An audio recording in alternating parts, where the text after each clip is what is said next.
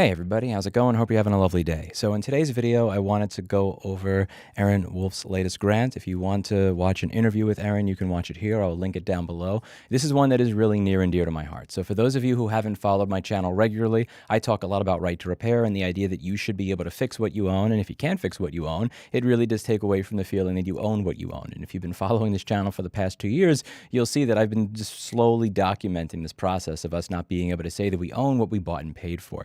And this is not just true when it comes to consumer electronics and everything else. It's also true when it comes to things like wheelchairs. And I covered that in 2021, that when it came to wheelchair right to repair, it just got destroyed and it didn't get anywhere. I funded a group. I've been funding them for quite a bit to collaborate with them to create documentation and education and papers that go over really just all the different ways that you get screwed when you are trying to have a wheelchair repaired. I'll also link that down below. And I paid about $20,000 to a great lobbyist last year who actually managed to get this passed, which is, again, pretty cool.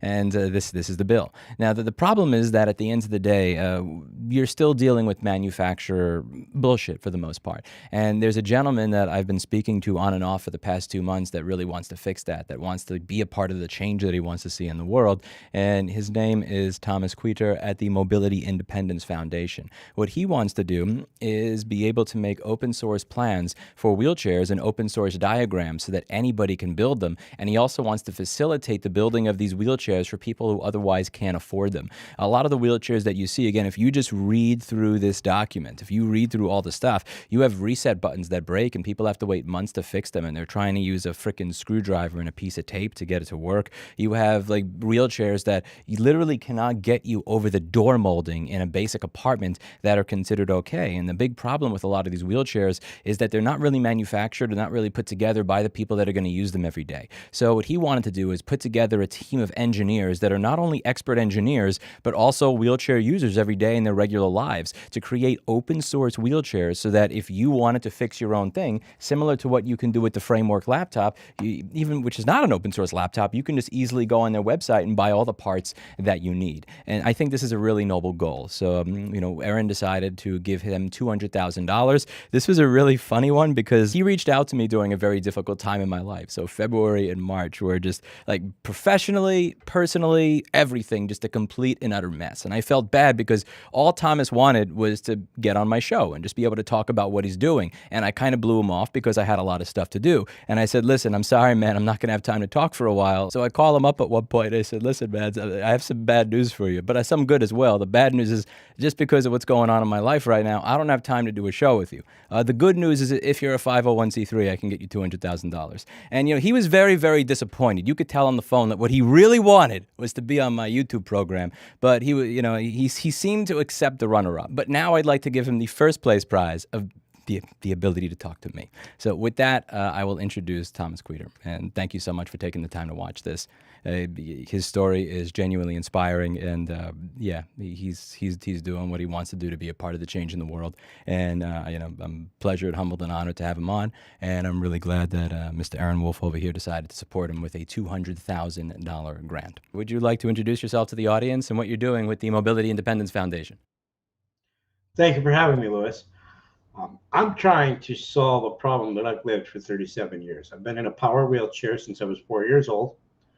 And because of that, I know what it's like to have to wait 12 hours for a glass of water.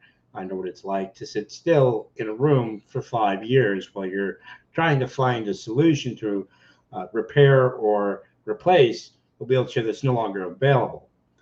And the concept of open source came to me through a friend in another initiative. And that's when I realized that it's more than software. I was familiar with open source software, but open source hardware is a thing that does exist. There is a whole ecosystem for it. And, if you can't get your own glass of water, and if you can't leave your home, then you can't find your own purpose and fulfill your dreams and have the kind of life that everybody expects to have. And I just see a need for better equipment that's more repairable, with more access to people who are able to repair it. So, yeah, one of the things that I've gone over a lot here on my channel are a lot of the issues with repairability. And that's what I really wanted to talk with you about here and how it relates to a lot of what I've discussed with my audience with Apple products. Because when I read through this document, a lot of it sounded really tit for tat, almost identical. Very interesting how we met because you emailed me kind of just really hoping just to be able to be on this YouTube program. And I imagine you were not expecting to get a $200,000 grant from a random billionaire. So, like, one of the things I talk about a lot on this channel is like, I want to be able to get a schematic and it has to be pirated from some FTP server in Romania. Or like, if I want to get a $5 chip to fix a $1,500 board, I can't just go to Mouser, Intersil, and DigiKey and buy that. It has to be smuggled some way through some supplier that, like, God knows if they're just going to take my money after I wire it in Shenzhen or Taipei or Korea, so somewhere. And like one of the things that I was reading about here was there was one individual who had a power, I think it was a power or a reset switch on their wheelchair that was giving them issues, and this was not allowing them to get around, and they had to wait months for this. So what they did is they figured out a kludge with a screwdriver and a piece of duct tape. So I wanted to know, like, can you just kind of explain like what a lot of these parallels are between the things that my audience is already familiar with when it comes to MacBooks and a lot of consumer electronics and wheelchairs, so they could kind of understand the very common issues that occur on a regular basis that keep you from being able to get around, that an independent technician could fix inside of 5 to 20 minutes. And also what the problems are in terms of parts availability, ability to access schematics, diagrams, anything like that may parallel with my industry. Well, as far as schematics, you're not going to get them. That's just it. That period. I actually on one of my wheelchairs that I have now, the joystick in the human interface device, which is the module that the joystick is in, it needed one little part, about an eighth of an inch by 2 inches, and it's a conductive copper rod with a transistor wire wrapped around it. It's just part of what tells the wheelchair which way to go when you push the joystick. Um, I wasn't looking to replace that part or that joystick module. All we did was ask them for enough specifications on the joystick module to find an off the rack that we could drop in. Um, they actually emailed me back and told me to throw my $65,000 wheelchair away. Now, can you Because talk a little about the financing for this type of thing? Like, how much of that $65,000 are you paying out of pocket for this wheelchair? Because I know that there's insurance, Medicaid, Medicare. Like, on average, somebody who's paying like $300 to $700 a month to health insurance. Like, what are they paying for that wheelchair?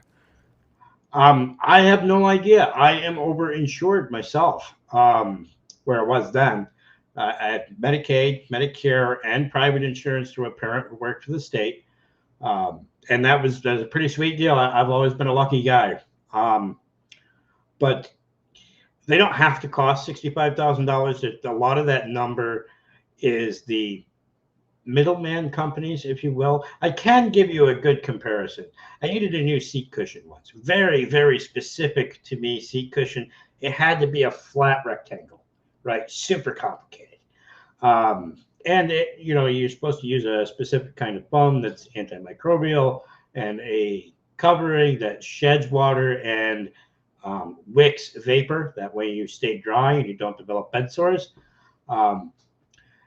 To get that cushion through medical systems, and I can't tell you which of my insurance is paid for because I'm not sure. But I do remember seeing the number of $2,400 for that flat rectangle covered in a piece of cloth.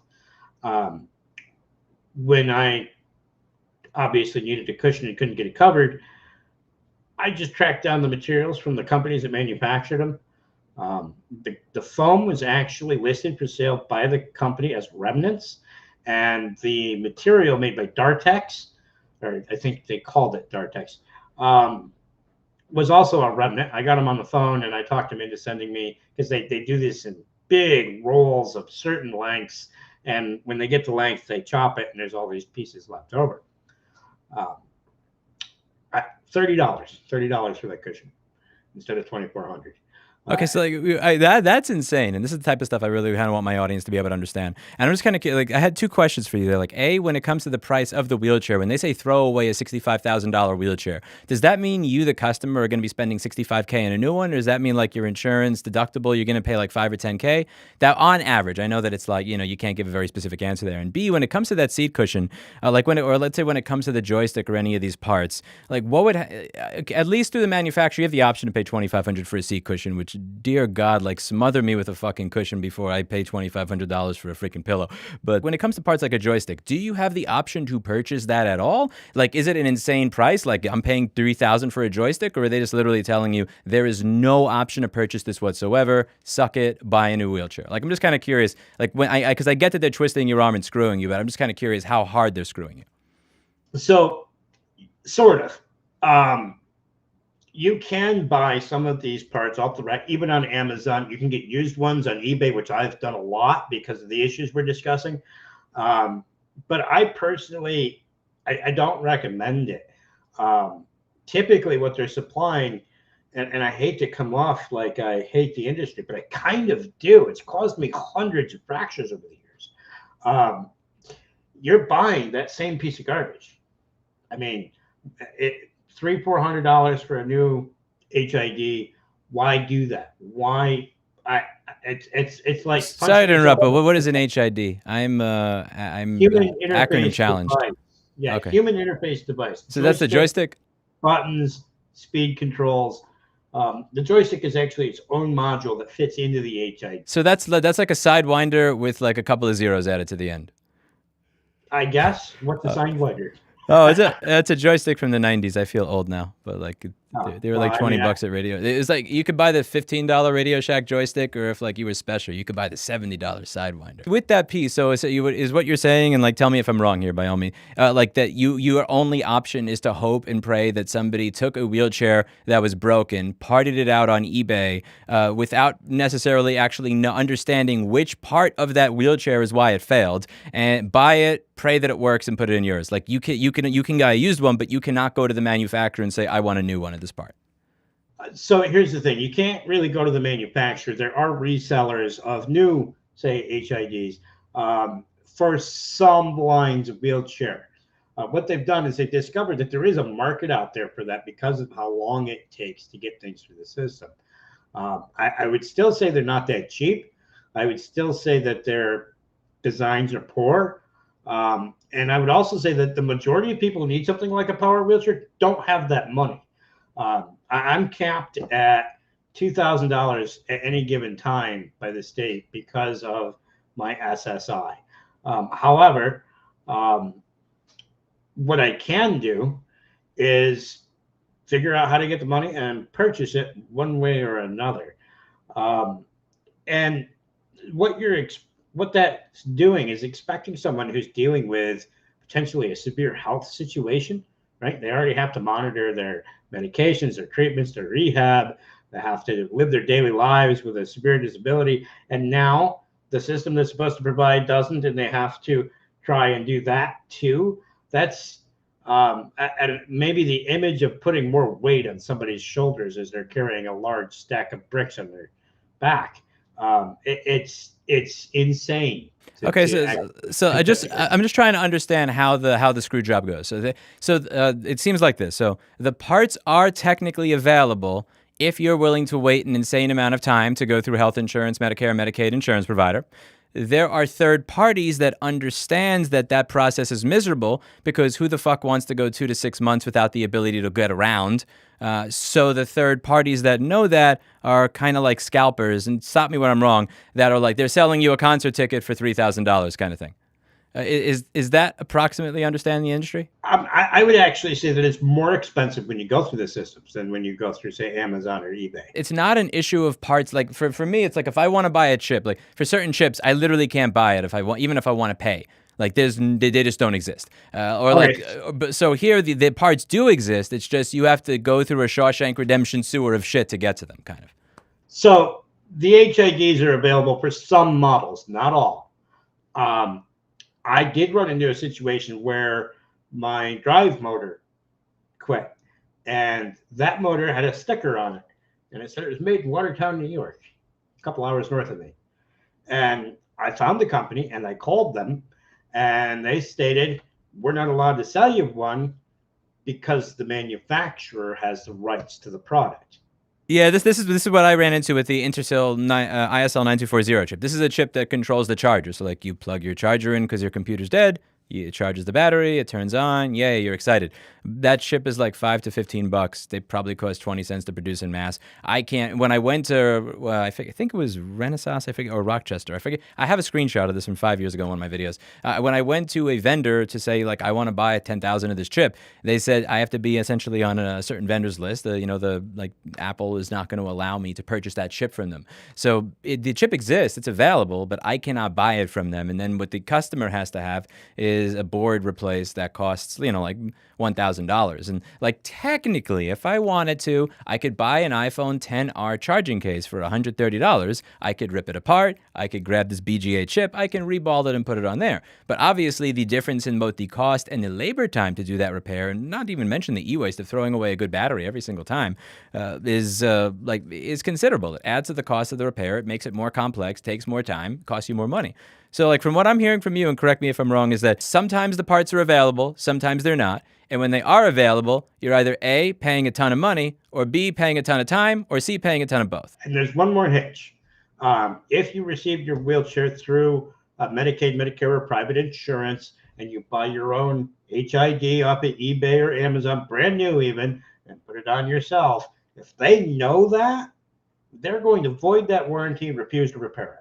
Which is against Magnuson-Moss Warranty Act, because it is on them to demonstrate how the maintenance that you did to your product destroyed it. So, if you replaced a hard drive in your computer and your CPU dies, they cannot say that you don't have a warranty because you replaced your hard drive. It's up to them to say, there is a Torx T8 screw, you need to remove this hard drive, and it seems like you have a Torx T8-shaped screw hole going all the way through the motherboard to the CPU. You did this. It's not like they cannot void your warranty at all. It's just they need to provide evidence that it was you, and it has to be damn good evidence. And it sounds like, the FTC is about as toothless in enforcing Magnuson-Moss with you as they are in almost every other industry, which is very unfortunate. So yeah, lemon laws are also not enforced very well. I've been reaching out and talking to others with the same problem for decades. I call myself a disabilities advocate. I'm not paid. I just identify problems I know I can approach, and I help the individual solve that problem one way or another. Any way we can solve that problem, make their life better. I was talking to a gentleman named John in Northern California, and he received a Jazzy wheelchair. That's the name of the wheelchair. It's not just jazzed up. And when he got it, he claimed it had a mind of its own. And what he was trying to describe was that if he pushed the joystick in the direction he wanted to go, it would go in a different direction. Now, by the lemon laws of California and most states these days, they should have replaced that chair. They didn't. What they did was they convinced him that if he waited however long for them to get a tech out there, they would fix it. They didn't. They had the same problem. I just talked to him more recently. After 5 years of dealing with a wheelchair that had a mind of its own, think about that. Imagine if your legs went where you didn't want them to go. They're replacing his wheelchair with the same chair. Lovely.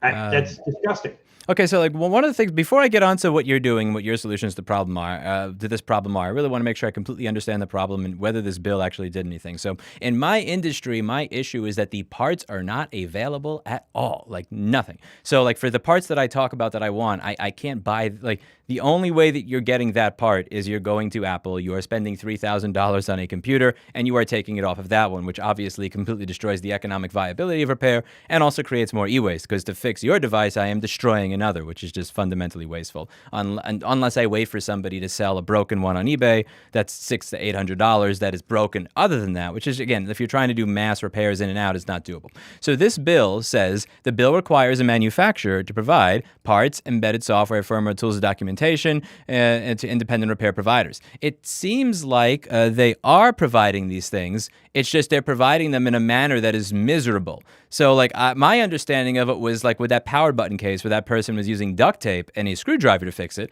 that he literally could not buy that power button. Where it seems like the problem is he can buy it. It's just either A, it's insanely expensive. I'm sorry, reset switch. Either A, it's insanely expensive, or B, he's waiting forever, or C, both. So, like, this bill says make the parts available, but it sounds like what the problem is you need to make them available within X time frame so that you don't go for 3 or 6 months without a wheelchair. Does that sound correct? And if that is correct, is this bill trying to solve the wrong problem than the actual problem that exists? Right. So the key word there was provider.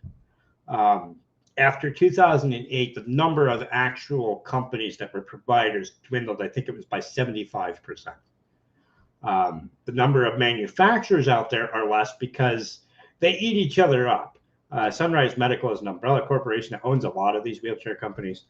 So what happens is you're a provider of medical equipment. They have the goal to call it DME, durable medical equipment, durable being the oxymoron here. That provider, right, is beholden for work, for profitability to those manufacturers.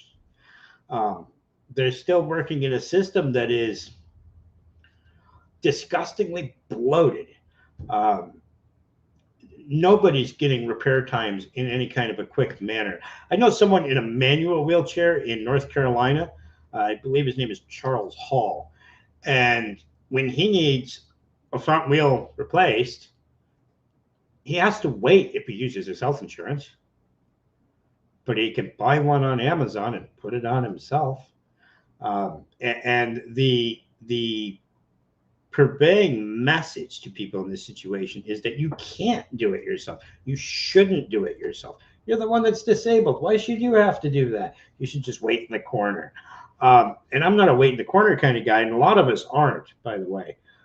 This is not a unique concept. It's just a unique concept that we're trying to proliferate this in an open source manner that facilitates a benevolent supply chain of parts that are already on the market in other industries. And that's a key thing for us at the Mobility Independence Foundation, particularly with our project Endurance, the modular wheelchair, is we're already buying parts that we're testing off of Amazon from other industries. Part of our suspension comes from the trucking industry.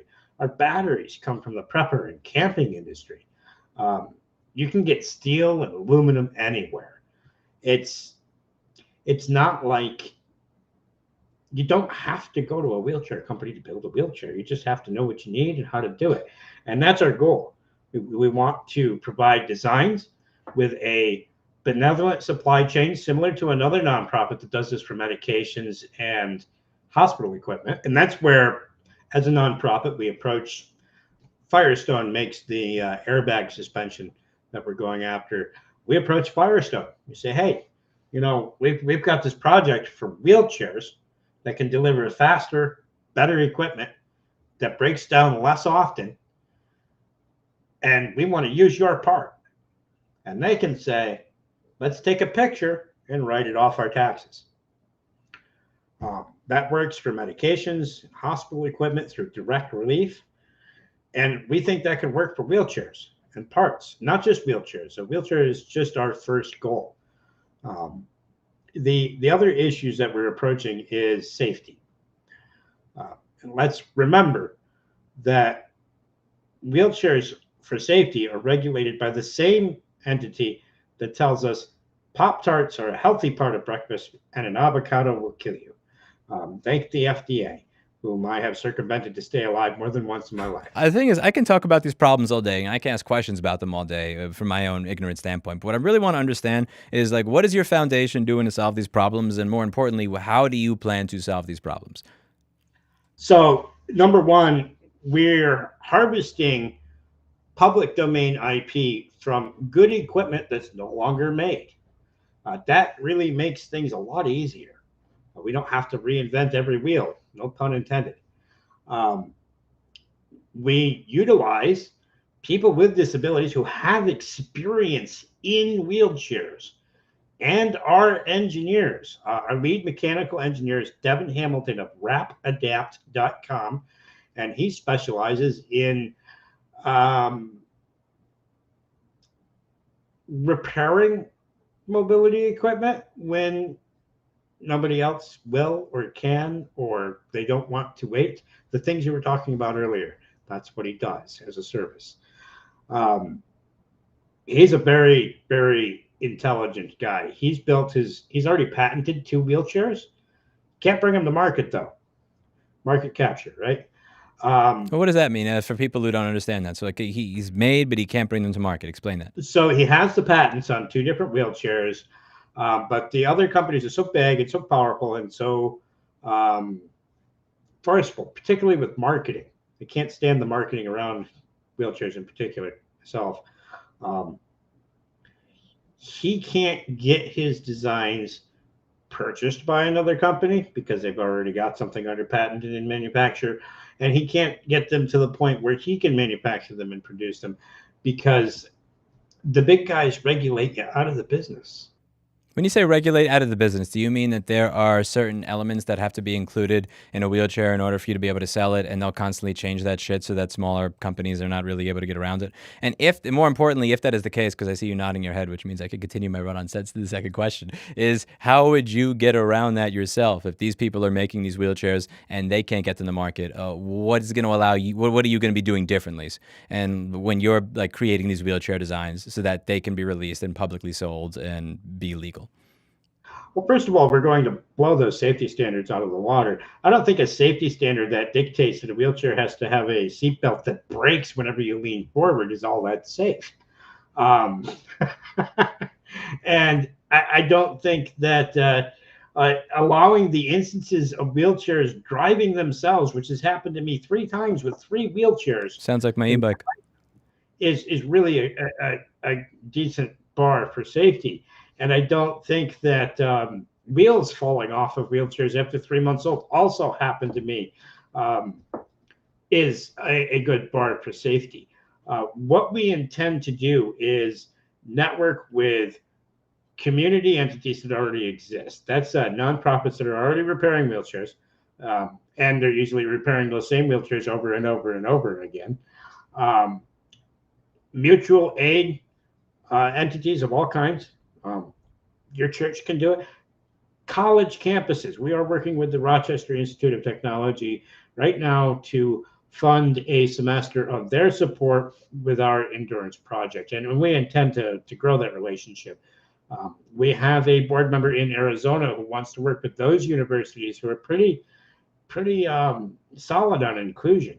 And you know, the best way to be inclusive of those with disabilities is to endow them with what they need to include themselves. I apologize for cutting you off, but like when I had asked, like if there is a regulatory capture element, so that keeps you from that keeps someone who knows how to build a proper wheelchair and engineer from scratch from being able to legally sell it, because that's what I understood when you were saying that. What are you going to be like? Are you changing the law? Are you like figuring out how to design it so that it is legally? I mainly want to understand what the barrier is there, and then what you're doing differently so that it is sellable. Okay, so it's not that it's illegal to sell the wheelchair. It's that he can't compete. It's the competition aspect. If your business license costs $500,000 and you're the little guy, you're not going to get that, right? Oh, so it's you have to get certified or something. Is it like the certification process, like crash testing when you release a new car or something? Like, Actually, I'm sitting in the only wheelchair I've ever heard of actually being crash tested.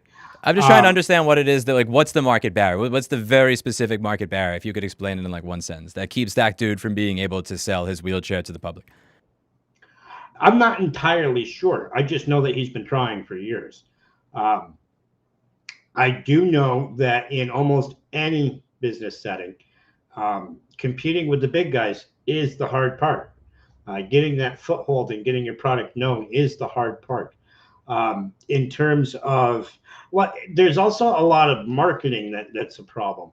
I've seen a advertisement. I got this nice little folder with all the pamphlets and specifications, and it had this rugged looking guy in the wheelchair with this chain that was so massive that even if he was that rugged and the chain was actually metal, it probably would have broken his shoulder. hooked to a 73-foot long tractor trailer as if he were towing it. Now, I have tested the wheelchair that was advertised in, and there's no way he was towing that truck. And the concept that these commercials are where the value is insane. Have you ever seen a Burger King commercial, Lewis? No, I haven't had terrestrial TV since 2004.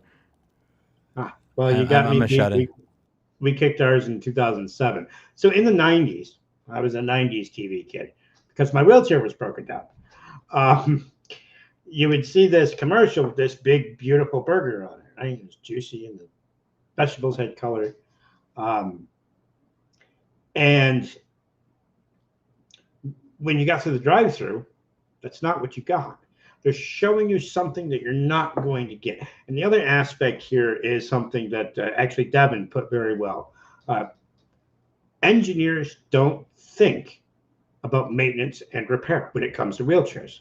So what should be an easy repair becomes not easy. What should be durable becomes not durable.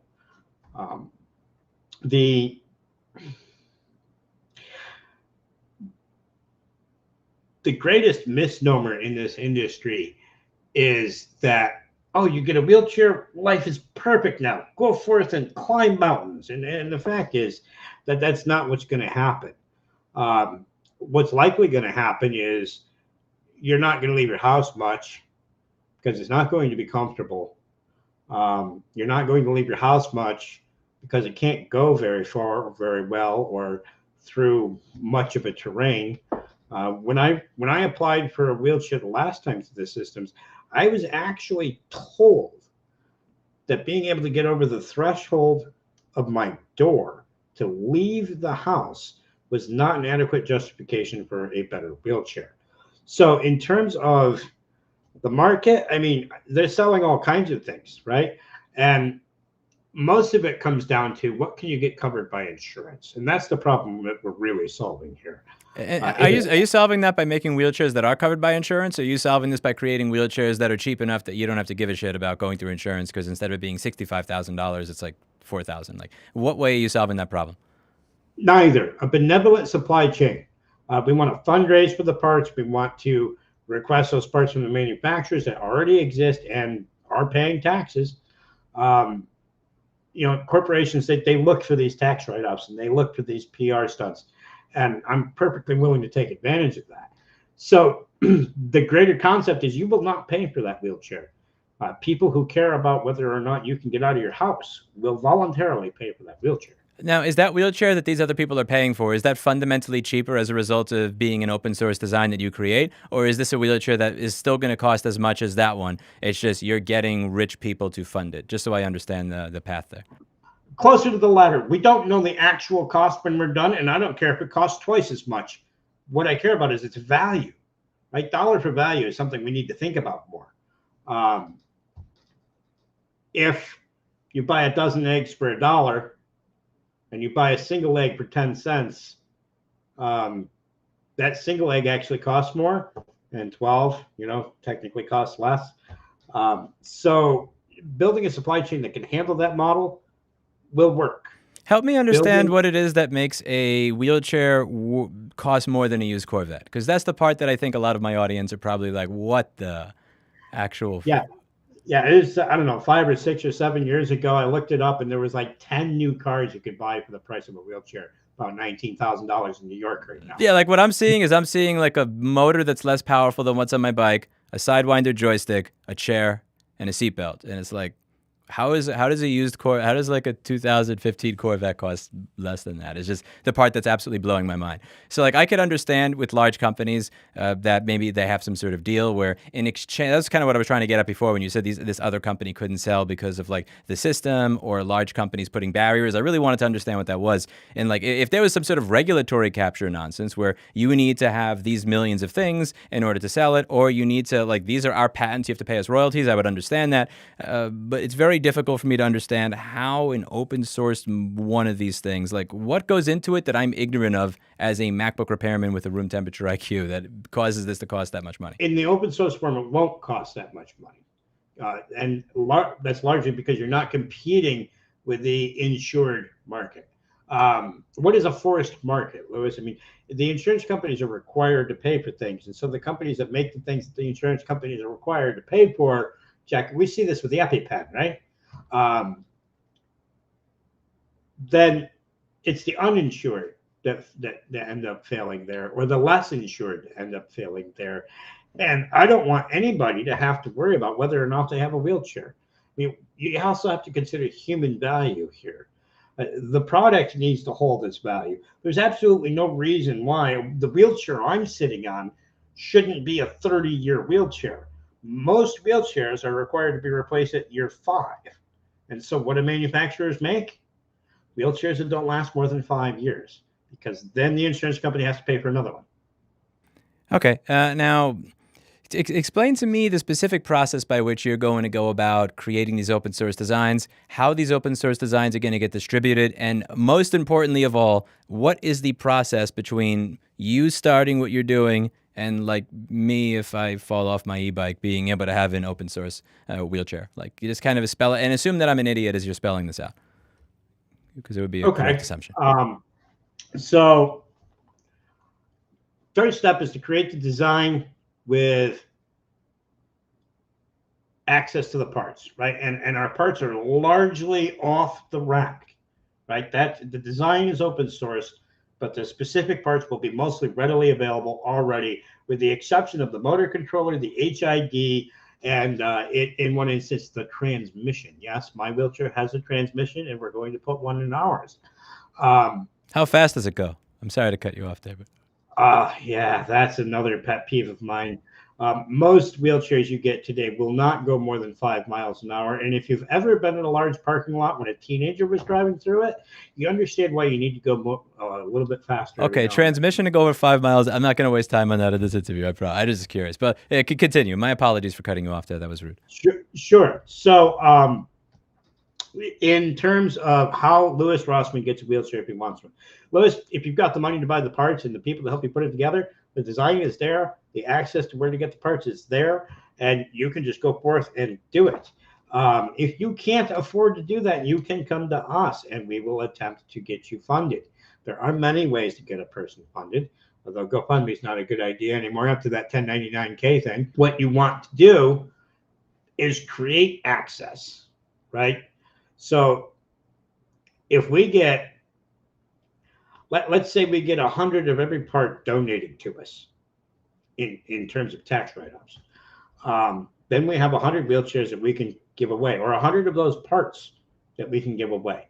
Other nonprofits can work with us. They can fund things. They can grant to individuals. There are so many ways to actually provide the access to it that I don't see why we're not. Okay, so I would go to you for the design, and then I would find somebody to manufacture it, or you would find somebody to manufacture your design for me, and you would also find somebody to sponsor the payment. All of the above options. Okay, so you have options. Do you have contacts with people that are that like, you know, would be willing the moment you have a design and parts present to just like get on it and start making these for people? We already have a handful of people, and they're actually some of our engineers and myself. I am the unofficial crash test dummy, and there is a reason for that. My condition causes severe brittle bones. By the time I was 16, I had over 1,000 fractures to my skeleton, twice what Evel Knievel had in his entire career. And so if it's safe for me, and I'm kind of a crazy guy, I do all the things that I'm not supposed to, then it's going to be safe for most people. I actually joke with the engineers. I said, you know, you better make this safe because I'm going to drive it through a wall that's on fire. The real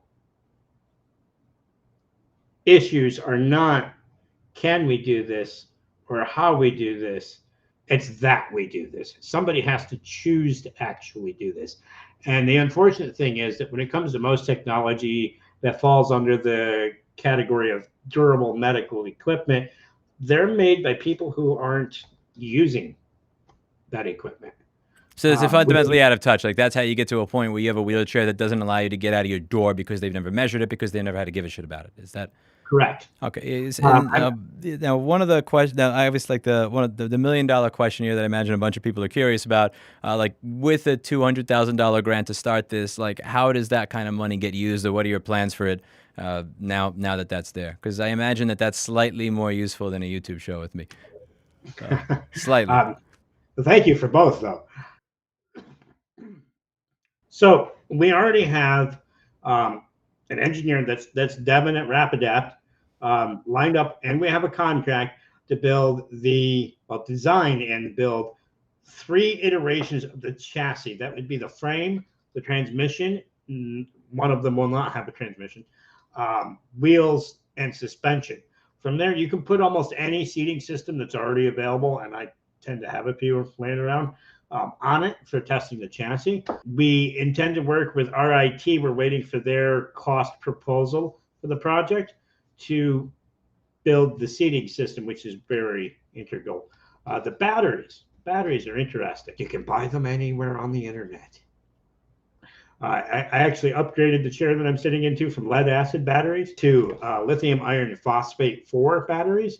Yeah, I was gonna say I was hoping it was like lithium polymer rather than lithium ion due to the whole like I can jump off of my e-bike when I set it on fire, but yeah, that's obviously an issue. I was curious how that worked. No, this does have a battery management system that keeps it from setting on fire. We've actually seen YouTube videos of the ones that I'm sitting on right now get shot with a shotgun and do nothing, get dropped off a building, and the only thing that happens is it breaks the concrete pad that it landed on. Yeah, like the lithium polymer, it's less efficient. It's less energy per the amount of battery, the weight of the battery. But like if you do that, it just kind of smokes and steams rather than giant violent fire, which is preferable there. So what would you want the audience to know about this foundation, the problems with this entire industry in general that they don't know, rather than just answering my yapping questions? I'm curious. Like, what do you think people need to know? Life is more than prescription pills and cable TV. It's more than staying in one room. It's more than being helped all the time. I want you to imagine what it would actually be like to be stuck in a room for 5 years. I want you to imagine what it's like to wait 12 hours for a glass of water. And I want you to imagine what it's like to not know what the outdoors is like. There are people who should be doing these things, and they're not because the equipment is not good enough. It's not up to par. And I have to give credit to some companies. Action Track is actually a good company. They're selling a track chair that will take you through the woods, and it's a great thing. I tested one last June. Problem is twofold. You're not going to get that covered by anybody. You got to have that 30 grand up front.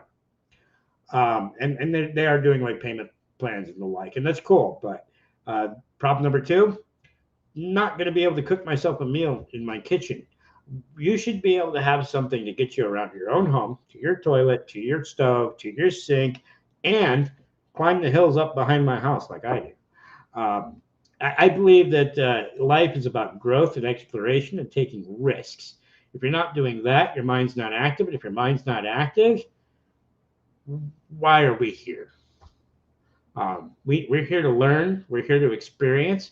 We're here to have all the fun. I mean, Louis, if you wanted a coffee right now, you could turn this show off and go get in your car and go to the coffee shop that you like and get the cup of coffee, right? Me, I have to sit here and wait until someone's able to take me. The other thing to recognize is that someone in a situation like mine, and there are many others, it's not just their life that it affects. Imagine what my parents felt like when the wheel fell off my wheelchair that was sold to us to be a rugged outdoor wheelchair for kids and dumped me on the ground, and I had over 100 fractures and injuries. Imagine what their lives were like. I can, because I sat there and listened to them crying in the next room. I watched the frustration every time the wheelchair breaks down. It is not just the individuals, everyone who cares about them. And the more that we endow anybody with a physical limitation with the tools that they need to live a full life, the more their families and their communities are going to actually feel better and know that we'll know that there's a whole human being experiencing a full life. And I think that's extremely important. I look forward to seeing your success, and I look forward to seeing your designs and the manufactured, complete designs of giving a lot of people a lot of happiness, giving them the ability to have repairs done quickly so that they're not waiting months for a reset button, and really just having the freedom to get around in general. And I genuinely can't wait to have you back on here once you've put that 200K to use and like that really created something awesome. Last question: if there are any other again, like, there's 2 million people on this channel. Like, hopefully, there's more than 1 billionaire. If somebody else wants to, throw 6 or 7 figures your way, where do they find you? Well, they can find the website at themif.org, or they can email me directly, thomas@themif.org. And we do have some social media, but we're all more tech minded than social media minded. We like to build things that work, as Jim, our electrical engineer, would say. So unfortunately, our social media presence has not kept up as well. We do have a Facebook; it's there. We do have a Twitter. I don't think we've used it, but follow them all anyhow. And of course, share Lewis Rossman's show. Well, thank you very much for taking the time. I really appreciate it. You're a brave dude. You got balls, and I hope that you wipe the floor with the existing state of the wheelchair manufacturing industry. And I can't wait to see what you produce. I couldn't think of anybody else deserving of the 200K. It's a pleasure and honor talking to you. And I hope you have a lovely rest of your day. Thank you. You too. And if we do get this completely off the ground, and I decide that I want to take one of these out to the desert and strap a rocket to it, you coming with us? Absolutely. Listen, like when you're talking about transmissions in 5 miles an hour, I've attached a 5 kilowatt cyclone on my bike. I've put 10K through it. I'm gonna want something a little faster, and I may be if it is open source completely, I would like the ability to modify this a little bit. I will sign a waiver of liability though before you give it to me. That is absolutely the case. And then 10 minutes after using it, I'll probably actually wind up needing it because. Anyway. Well, that's the other thing about this. If you have the means and the money and the will, you can prepare for when you're going to need this. You can build one ahead of time. The other interesting thing about open source is that somebody can take this and turn it into an automatic lawnmower. And then when they need a wheelchair, it's not that hard to turn it into a wheelchair. Yeah, I guess a $65,000 lawnmower. I wouldn't, I wouldn't put it past John Deere to start selling that. Anyway. Right. I'm going to cut it off now since I know that you're probably going to be late to your next meeting, and I don't want to take up more of your time. Thank you so much for taking the time. I really appreciate it. Thank you, Louis.